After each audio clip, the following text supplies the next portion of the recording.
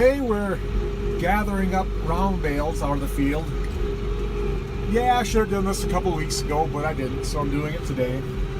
It's a good day for it. It's sprinkling a little bit now and again, but of course I'm not getting wet in here. And as long as I'm at it, I'll give you a little bit of crop update on the corn crop here. It's looking really good. I've got a little bit of pressure here on the outside. Lamb's quarter seems to be the weed that was giving me the most grief, but really most of it's here on the outside. You get inside a little farther and it's not too bad. A lot of the stalks, corn stalks here, are up about as high as the cab on the 1486, so I'm overall pretty pleased with it.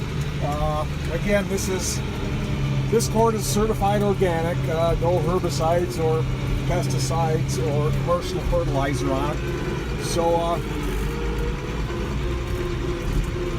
it's doing pretty good. Of course, the fact that it's organic and doing good has a lot to do with the fact that I've been getting ready for this crop essentially for 3 years. Again, I've said this before, right after I sold my dairy herd, I wasn't sure what I was going to do, so I rented out my land to a neighbor and eventually started kind of dipped my toe into the organic farming. And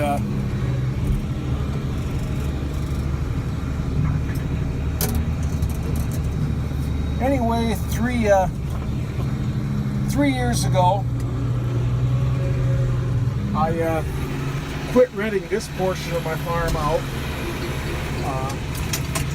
What I did then, I spread quite a bit of manure here before I seeded it down.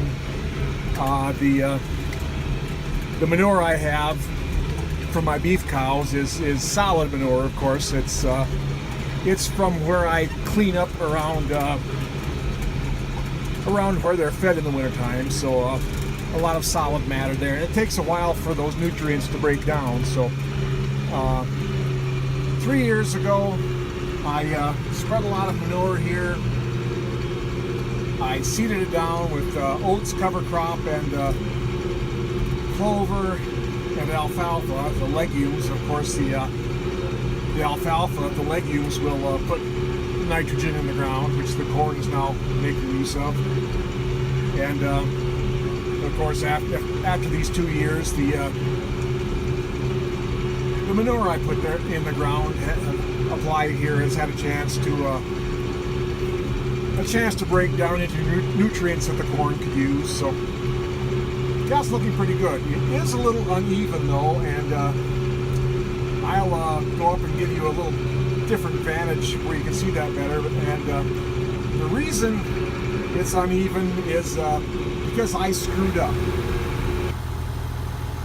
Okay, so this gives you a pretty good vantage point of that field that I was just driving past, and as you might be able to tell, I hope you can tell on the video,